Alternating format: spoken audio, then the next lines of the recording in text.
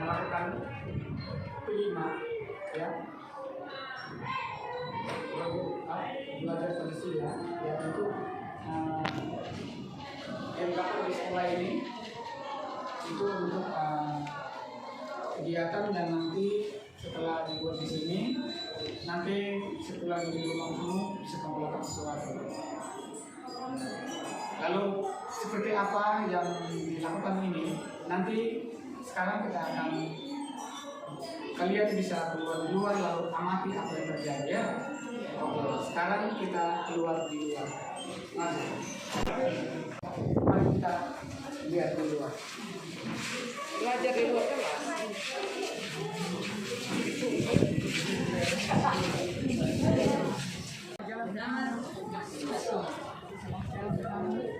Ya, jangan bergelombang. Terus ke sana.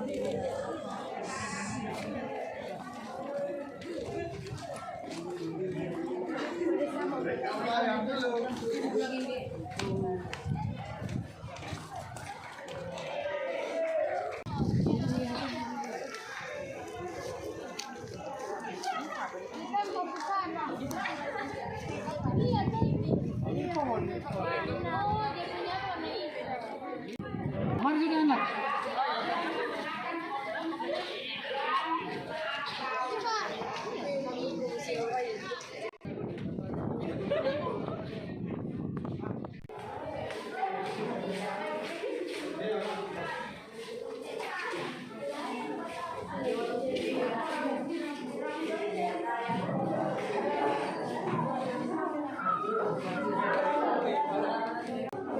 Ya, silakan masuk dalam kelompok ya.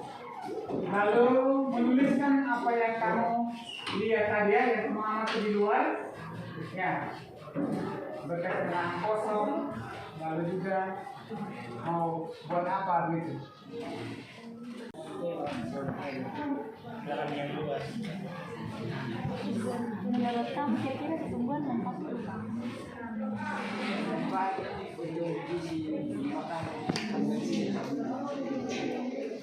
Apa lagi?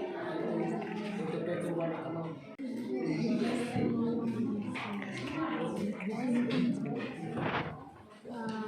Tanaman kelor itu bergizi, bisa diminum kebutuhan kita sehari-hari. Misalkan kalau tidak ada sayur itu dalam kelor. Pak Matito, nama itulah bahan kosong, terus itu dimanfaatkan untuk menanam kelor. Kelor itu banyak manfaatnya, ini untuk pertumbuhan, untuk kesehatan, terus kalau saya tidak kita bisa rebus kelor, terus khasiat dari kelor itu banyak.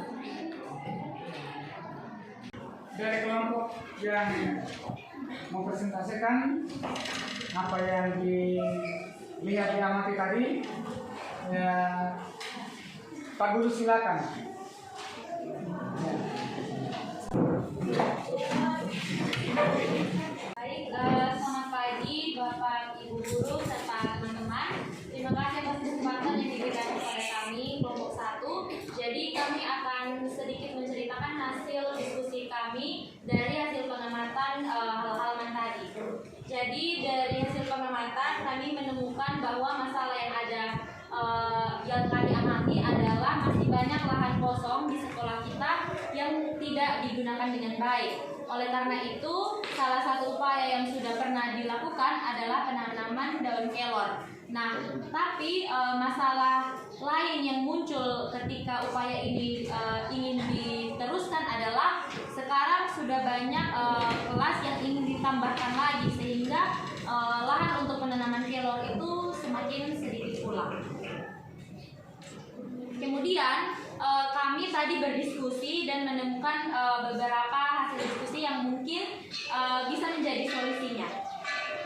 Karena pada tahun lalu ada program dari Bapak Gubernur NTT tentang menanam pohon kelor di sekolah. Jadi sudah ada beberapa pohon kelor yang seperti yang sudah kita lihat tadi. Ternyata di belakang kelas kita sudah ada beberapa pohon yang ditanam dan sudah cukup tumbuh subur.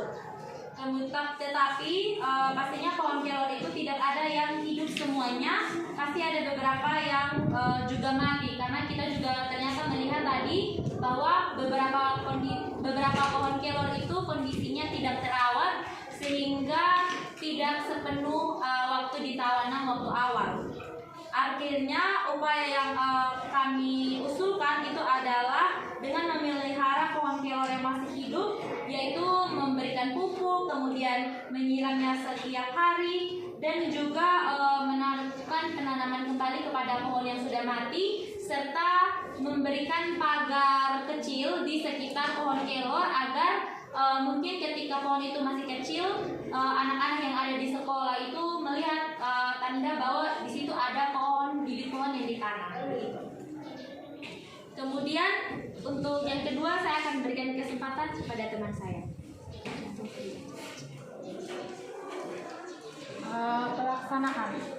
Pelaksanaan yang dapat kami lakukan untuk menanam pohon kelor demi penghijauan sekolah, yaitu dengan cara menggali tanah untuk penanaman bibit pohon kelor, dan selanjutnya kami akan memberikan pupuk kandang dan akan kami sirami dengan air agar bibit pohon kelor yang kami tanam dapat berkembang dan juga dapat tumbuh subur.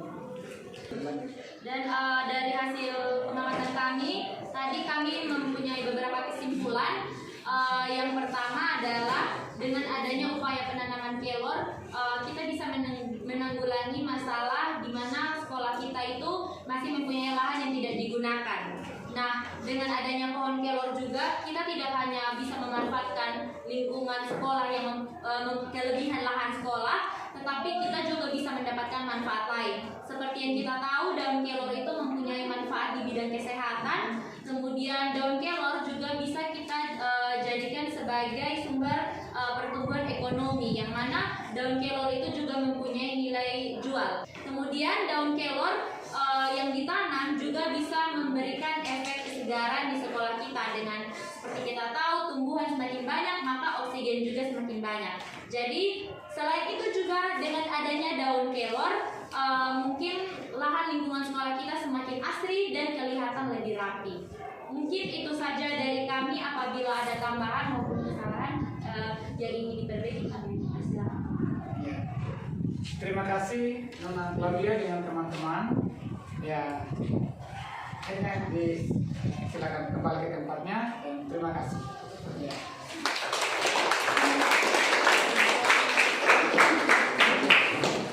Ada lagi?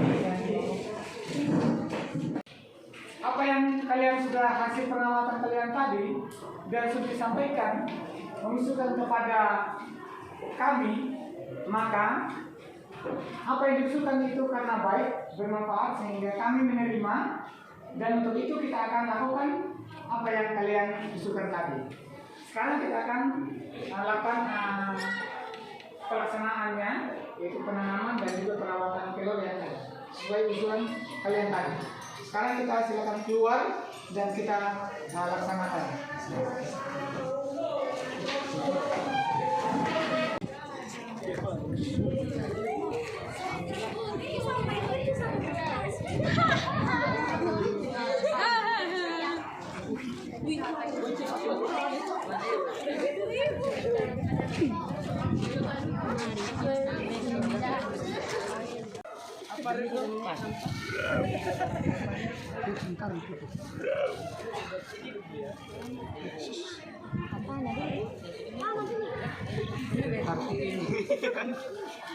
Ini sampai sini.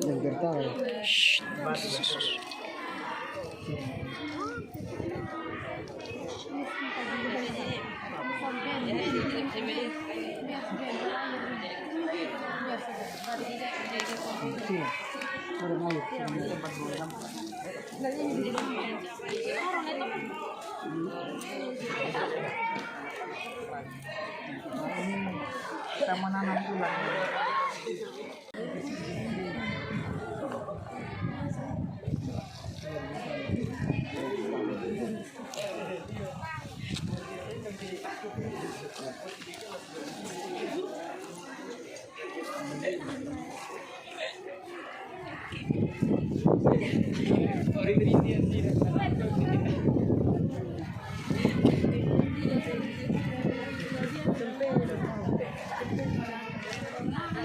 Jadi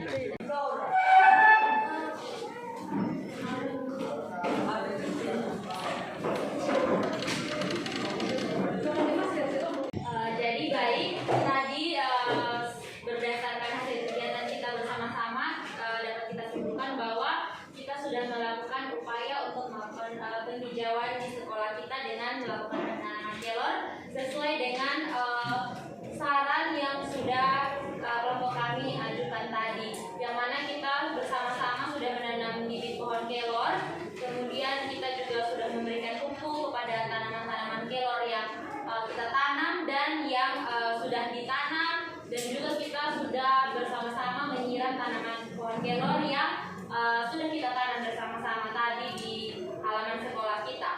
Mungkin itu saja dari kesimpulan kegiatan kita. Terima kasih. Memang kegiatan ini untuk kalian dan juga nanti manfaatnya. Karena itu untuk lebih lengkapnya pemahaman kalian apa yang harus dibuat dan bagaimana keberlanjutannya, maka kita minta kepada ibu yang dari lingkungan hidup yang mungkin membantu kita memberikan pencerahan lebih kepada kalian untuk bisa menyampaikan hal-hal apa yang dilakukan berkaitan dengan penanaman kelor. Kepada ibu kami silakan. Berdasarkan undangan dan permintaan dari Paman saya hadir di sini untuk memberikan beberapa motivasi untuk kita semua, dan khususnya kita bersama-sama telah mendengar himbauan dari Bapak Gubernur kita, Bapak Victor, bahwa kelor itu sangat bermanfaat untuk kehidupan kita sehari-hari. Kelor itu selain dari untuk konsumsi kita juga bisa memanfaatkannya sebagai bahan-bahan tradisional dan juga untuk peningkatan ekonomi di dalam keluarga.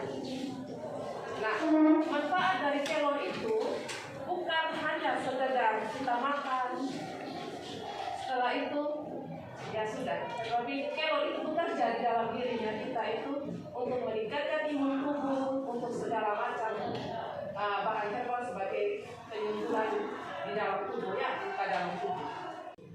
Jadi tadi saya sudah lihat bahwa ada penanaman kelor. Semoga dengan penanaman kelor itu bukan hanya di tempat ini saja, tetapi kita bisa mengaktualisasikan di dalam kehidupan kita, di dalam rumah tangga.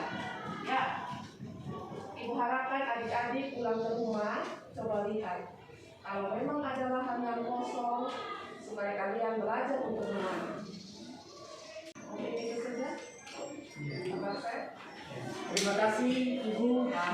Kami senang lebih-lebih bagaimana kita memberikan pemahaman anak-anak kita ini agar mereka juga tahu tuh memanfaatkan lingkungan yang ada dan dampaknya, bahwa apa yang mereka buat juga mereka tahu pemanfaatannya. Mudah-mudahan melalui program ini setelah dari sini bisa memberikan pemahaman baru kepada kalian dan juga bisa bermanfaat untuk kehidupan kalian. Misalnya, kalau kamu tanam kelor, selain kamu buat sendiri untuk buat sayur dan lain sebagainya, tapi juga bisa juga untuk menjual. Kita di Lubang ini ya, sayur itu adalah kebutuhan juga. Sebagai manusia, kita butuh sayur.